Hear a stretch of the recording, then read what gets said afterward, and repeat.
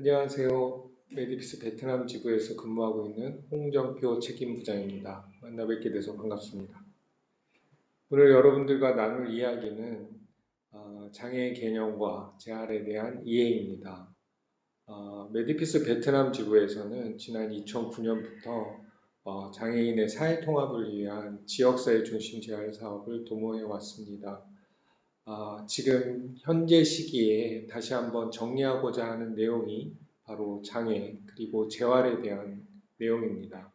개념을 잘 알아야 사업을 정합성 있게 추진할 수 있고 우리의 일들이 현지 상황에 맞게 또 뜻있게 진행될 수 있기 때문이라 생각했습니다. 국제보건 그리고 장애인 재활에 대해서 관심 있는 분들 그리고 NGO 활동가 분들께 조금이나마 도움이 되기를 바라는 마음에서 정리하게 되었으니 함께 살펴봐 주시면 감사하겠습니다. 장애에 대한 개념을 이야기에 앞서서 WHO 세계보건기구에서 이야기하는 세계 장애인 인구 통계에 대해서 살펴보고자 합니다. 세계 인구의 약 10%가 장애를 가지고 살아가고 있다라고 말하고 있습니다. 또한 장애인은 세계의 가장 큰 소수자를 구성하고 있으며 추정되는 장애인 인구의 80%는 개발도상국에서 살고 있다고 이야기하고 있습니다. 더하여서 추정되는 최빈국 국가들 인구의 15에서 20%가 장애인이다 라고 추정치를 밝히고 있습니다. 이 부분은 우리가 더 이상 간과해서는 안 되는 영역이 바로 장애인 그리고 재활 영역이고 우리 또한 모든 사업을 전개할 때에 장애인을 배제하고 장애 영역을 배제하고 추진되는 사업들이 더 이상 없어야겠으며 포괄적인 개념에서 장애에 대한 부분은 꼭 다루어져야 한다는 반증이기도 할 것 같습니다. 세계보건기구가 이렇게 세계 장애인 인구에 대한 추정치를 제시할 때에 국제보건 NGO 활동가로서 그리고 세계 시민으로서 우리는 어떤 의미를 가지고 해석하고 우리의 일들에 반영시키고 어떠한 관심으로 지원하느냐가 굉장히 중요한 시기라고 할 수도 있겠습니다. 장애에 대한 개념을 함께 나누기에 앞서서 개념과 연관되어지는 부분이기도 한데요. 시대적 변화에 따라서 장애를 바라보는 관점 또한 변화되어 왔습니다. 19세기에서 20세기까지는 개인의 문제로서 장애를 바라보았던 시기였습니다. 과학과 의료가 발달되면서 장애를 다양한 건강 상태와 연동시켜 신체 기능과 구조로 이해하는 생물학적 관점과 의료적인 관점이 유포되었던 시기입니다. 즉, 개인의 문제로서 장애를 보는 의료적인 관점은 기본적으로 전문가를 통한 치유와 의학적인 치료에 초점을 맞추었다라고 말할 수 있겠습니다. 1960년대와 70년대에 들어서는 이러한 개인 의료 모델에 대한 도전과 그 한계에 대해 생각해 보며 장애 사회 모델에 대해 관점을 지니기 시작했던 시기라고도 할 수 있겠습니다. 이후 1960년대와 70년대에 접어들면서 장애 사회 모델 등의 사회적 접근이 개발되기 시작되었는데요. 이 접근은 장애에 대한 의료적인 측면보다는 장애인들이 직면한 사회적 장벽과 차별에 주안점이 맞춰졌으며 장애는 개인의 문제보다는 오히려 사회환경 문제로 제정이 되었던 시기이기도 합니다. 장애를 사회환경적인 문제로 제정이 되었기 때문에 그 해결책도 전문가들에 의한 의료적인 치료뿐만 아니라 장벽 제거와 사회적 변화에 초점을 맞추었다. 그렇게 맞추기 시작하였다라고 이해하시면 되겠습니다. 이런 장애에 대한 관점, 이해 변화 중심에는 사회적 무브먼트가 있었는데요. 1960년대에 미국 남부지방과 유럽에서 시작되어 세계로 뻗어나간 장애인 당사자들의 운동이 그것이라 할 수 있겠습니다. 잘 알려진 슬로건인데요. Nothing about us without us라는 우리 없이 우리의 문제를 논하지 말라. 이 구호가 운동의 영향력을 상징한다 할 수 있겠습니다. 우리가 한국에서도 장애인 당사자 단체, 당사자 그룹의 운동들을 흔히 살펴볼 수 있는데요. 이러한 권리 중심의 당사자들의 운동 그 상징을 대표하는 슬로건이라고 할 수도 있겠습니다. 장애인 당사자 조직들은 완전한 사회 참여와 장애인을 위한 장애인에 의한 기회 균등 달성에 주안점을 맞추어 왔습니다. 당사자들은 장애 인권 모델로의 전환을 촉진시키기 위하여 여러 노력과 희생을 감수하면서 사회 운동에 참여하였는데요. 이를 계기로 지금의 유엔 장애인 권리 협약을 만드는데 핵심적인 역할과 기여를 했다고 볼 수 있겠습니다. 2000년대 들어 최근의 정의에서는 이렇습니다. 세계보건기구 ICF 국제 기능 장애 건강에 대한 분류에서는 장애를 의료적인 관점과 사회적인 모델, 권리 모델에 대한 환경적 요소를 포함한 정의를 다시 정리하였는데요. 장애를 개인의 건강 상태와 물리적 환경, 그리고 장애에 대한 태도 등의 환경적 요인과 연령이나 성별 등의 개인적 요인들이 상호작용해서 나온 손상, 활동 제한이나 참여 제한 측면을 포괄하는 용어라고 명시하고 있습니다. 다시 정리하자면 장애는 당사자, 즉 개인과 당사자를 둘러싼 환경의 상호작용의 결과로서 지금의 장애의 개념을 정리하고 있습니다. 이 부분은 그냥 머릿속에 한 문장으로 정리해 두는 것이 좋을 것 같습니다. 장애는 개인과 환경의 상호작용의 결과이다. 이 부분은 장애를 당사자 쪽에만 맞춘 것도 아니고 당사자를 둘러싼 환경 측, 사회 쪽에만 맞춘 것도 아니며 두 체계 내의 상호작용의 결과로서 이해하시면 좋을 것 같습니다. 이 개념을 가지고 계속해서 설명해 나가도록 하겠습니다. 세계보건기구뿐만 아니라 현재의 장애 그리고 재활에 대한 개념의 기조에는 이 개념, 방금 전에 말씀드린 장애 개념의 핵심은 개인과 환경, 그 상호작용의 결과물로서 나타나는 현상이다. 그러니 장애를 어떠한 사람을 두고 지칭하는 이야기도 아니며 어떠한 사회를 두고 이야기하는 관점도 아니라는 것입니다.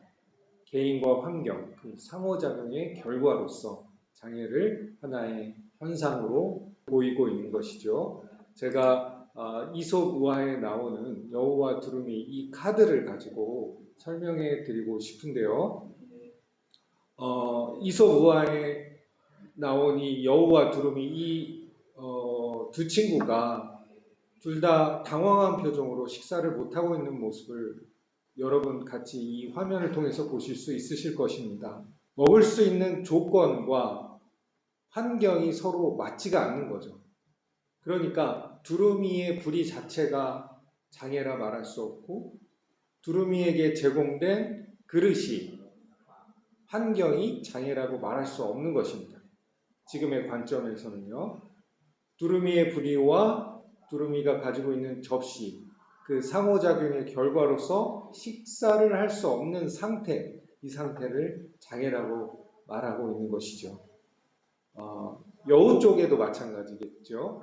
여우의 주둥이와 여우에게 제공된 호리병과의 상호작용의 결과로서 식사를 할 수 없는 이 상태, 이 시간을 누릴 수 없는 이 상태를 장애로 이해하시면 되겠습니다.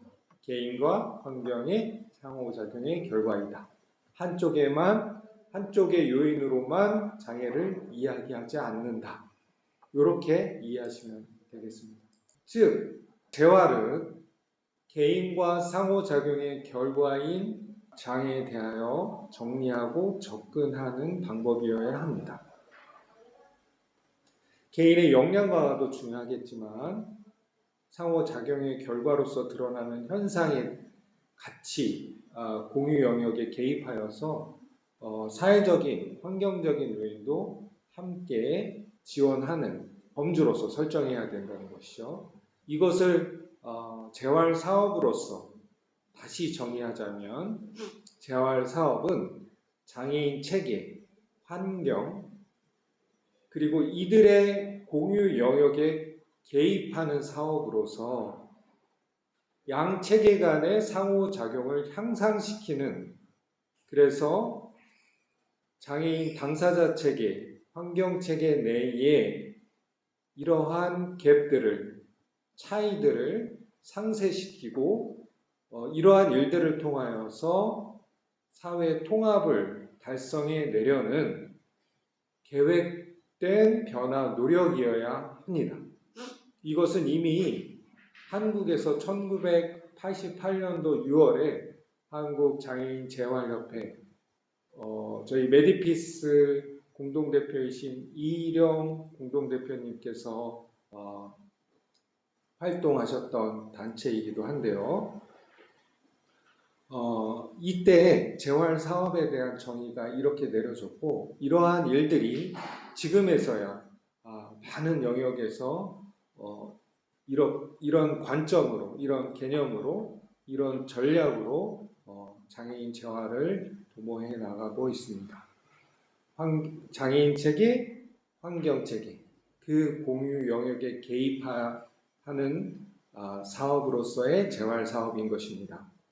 그러나 막무지간으로 개입하는 것이 아니라 의도되고, 여기서 의도는 장애인의 사회 통합된 사회를 이야기하는 것이겠죠. 그러한 의도를 가지고 계획적 변화 노력을 기울여야 한다. 이것이 재활사업의 핵심이라고 말할 수 있겠습니다. 우리가 보통 재활사업 이야기하면 당사자의 재활치료, 전문가에 의한 개입, 그 영역을 생각하는 것들이 주가 있겠는데요. 이제 우리는 환경체계까지 같이 생각하고 장애인 체계와 환경체계, 그 공유 영역에 개입하는 것이 재활사업이라고, 재활이라고 이해하시면 되겠습니다.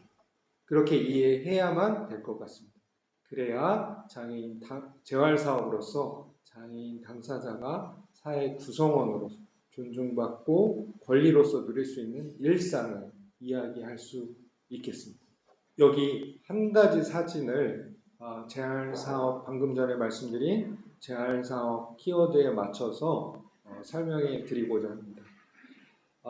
여러분들 이 사진에 보이시는 배경이 어디냐면 서울시 강동구에 소재한 암사선사공원입니다. 암사선사공원에서는 매년 가을에 암사선사 축제가 열리고 있는데요. 축제 프로그램의 일환으로 전국 휘호 대회가 진행됩니다. 매년 이 휘호 대회에 마을에 있는 학생들, 그리고 전국에서 올라온 학생들, 시민들이 그 솜씨를 뽐내기도 하는데요. 장애인 당사자들도 여가취미 생활로서 붓글씨를 열심히 쓰고 있는 프로그램들을 제가 전체 총괄한 적이 있었습니다. 사회문화 프로그램으로 제가 강동구에 있는 서울장애인종합복지관에서 근무하였을 때의 이야기입니다. 그런데 당사자 체계에서는, 그러니까 어르신들 혹은 사회에 대하여 관심 있는 장애인 당사자들은 매번 연습만 하고 그냥 끝나는 거예요. 이런 마을에서 있는 전국 단위 행사에는 참여하지 못하셨던 환경이었죠.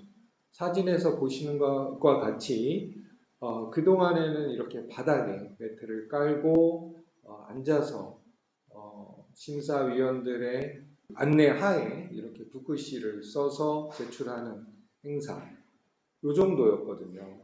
근데 아까 제가 뭐라고 말씀드렸죠? 제안사업은 장애인 체계와 환경 체계 그 공유 영역에 개입하여 사회 통합을 의도하면서 계획된 변화 노력을 기울여야 하는 것이 제안사업이라고 말씀드렸지 않습니까? 저희가 먼저 장애인 체계 즉 장애인 당사자 그룹에 여쭤봤죠. 어르신 조금 불편하시더라도 환경이 갖추어지면 그동안 연습했던 붓글씨 이 전국 휘호대회에 참여하실 의향이 있으신지 한번 여쭈어봤습니다. 어르신께서 그동안은 행사가 있는 줄 알았지만 내 몸으로 어떻게 이렇게 이런 행사에 나가 참여할 수 있겠느냐라고 말씀하셔서 그 의지를 확인했죠. 자, 이제는 환경체계에 개입해야 되는 일이 남아 있었습니다. 그래서 주최 측 관계자, 이해 관계자들을 만났죠. 암사선사공원 내에 매년 이렇게 훌륭한 휘호대회가 진행되는 것을 알고 있습니다. 여기에 어르신들이 참여하시기 위하여 휠체어 장애인들도 참여하기 위하여 많이 연습해 왔는데 테이블 좀 놔주시고 휠체어가 진입할 수 있는 진입로 확보와 그리고 행사 규정 몇 가지만 살짝 수정해 주시면 이 지역에 살고 계시는 장애인 당사자들도 이 대회에 참여하실 수 있으실 것 같습니다. 라고 몇 차례 의논을 했었죠. 그래서 나온 사진의 결과가 이것입니다. 전국에서 온 또 마을에 있는 남녀노소, 서해에 관심 있는 모든 분들이 이 휘호 대회에 참여하셨고 어르신들도 또 휠체어 장애인 그룹도 참여하였습니다. 여러분들 보시기에는 아주 특별한 것 없는 행사 아니겠습니까? 옆에 사진에서 보시는 바와 같이 테이블과 전동 휠체어가 이렇게 세워질 수 있는 공간 마련한 것 뿐이었죠. 그렇게 특별하지도 않고 장애인 당사자가 분리되어 보이지도 않습니다.